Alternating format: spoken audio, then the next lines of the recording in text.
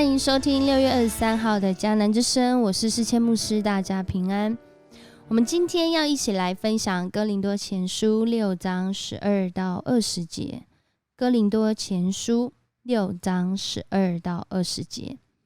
在今天这段经文当中呢，我要先跟大家来分享一个小故事。这个故事呢，说到一群大学住宿舍的女生，她们很喜欢一起做事哦。早上的时候，如果早上8点要上课，他们也会一起起床，然后一起去洗脸刷牙。可是有一天呢，有一个人呢，他正在刷牙的时候，他就会发现，我怎么嘴巴里面越刷越多泡泡，而且这个牙膏味道跟平常的不一样。然后他就惊醒，原来他用洗面乳在刷牙。我说的就是我在大学曾经做过的糗事。我记得在那一天里面，不管我吃了什么东西我喝了什么样的饮料或是水刷牙刷几次，那个味道都在我的嘴巴里面一整天。回应今天的经文特别是今天的金句也许有人要说，什么事我都可以做，不错，但不是每一件事都对你有益处。真的不是每一件事都对我们有益处，即使那件事可以做你可以拿洗面乳来刷牙，但是这件事我相信你不会感受到这有什么样的益处不过在这里讲的是一个例子但是在今天哥林多教会里面，保罗为什么要跟他们这样说话呢？因为在今天里面这段经文的背景哥林多教会他们很流行一句话食物是为了肚子，肚子是为食物。他们很高举这个肉体有欲望，所以满足这个欲望是理所当然的。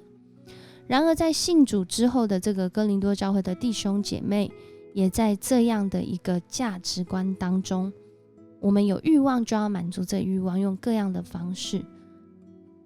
而且他们认为这是一个信主之后已经得着自由的人，所以我们什么事都可以做。其实这样的一个观念呢，它有一些的危险跟试探存在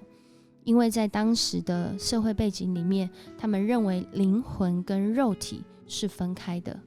所以信主的人他们要保有灵魂的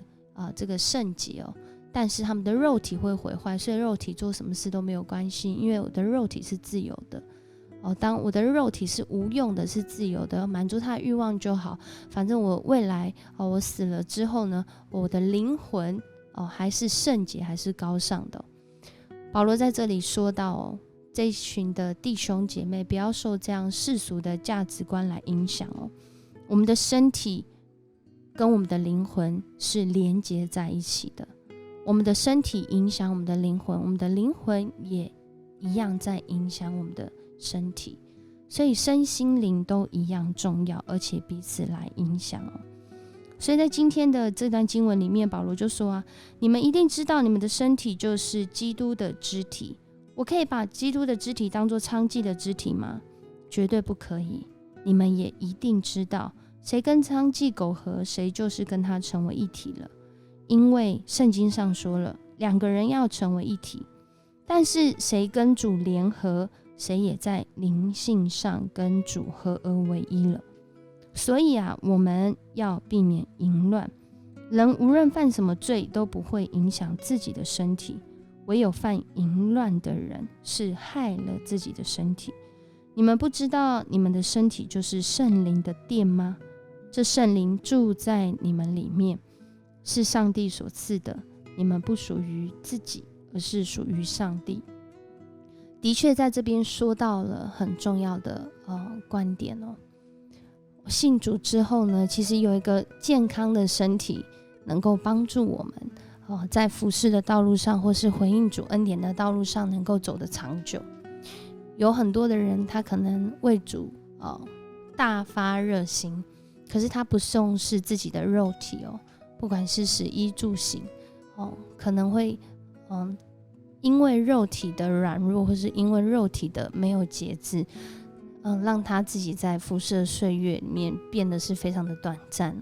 所以其实什么事情都可以做，我们可以从2个极端来看一个就是他很努力来服侍神，但是他没有重视自己的身体健康，或是他很滥用自己的身体，把什么事情都当作是自由可以做的，但是可能在这个过程中，他就失去了他原来的这个身份，他失去了原来这个权柄，他失去了原来这个恩典，因为他认为什么事都可以做。不过保罗在这里就讲到我们什么事都可以做，这是主他给我们的自由。不过这个自由呢，是用重价买赎回来的，是用耶稣基督他的生命，他肉体死而复活买赎回来的。所以我们被买赎的，领受这样恩典的弟兄姐妹，我们的身体是贵重的，我们的身体是被买赎回来的。我们的身体的目的，我们身心灵的目的，是为了要荣耀上帝。所以弟兄姐妹，不论我们过去在什么样的处境，可能我们认为我们什么事都可以做，或是我们认为我们自己是一个很糟糕、很不好、很不配的，主要告诉你，你今天因着他的恩典，当你相信他的时候，你已经在真理中得着自由了。而这自由的目的是要让你荣耀上帝。我们一起来祷告。爱我们的主，我们谢谢你，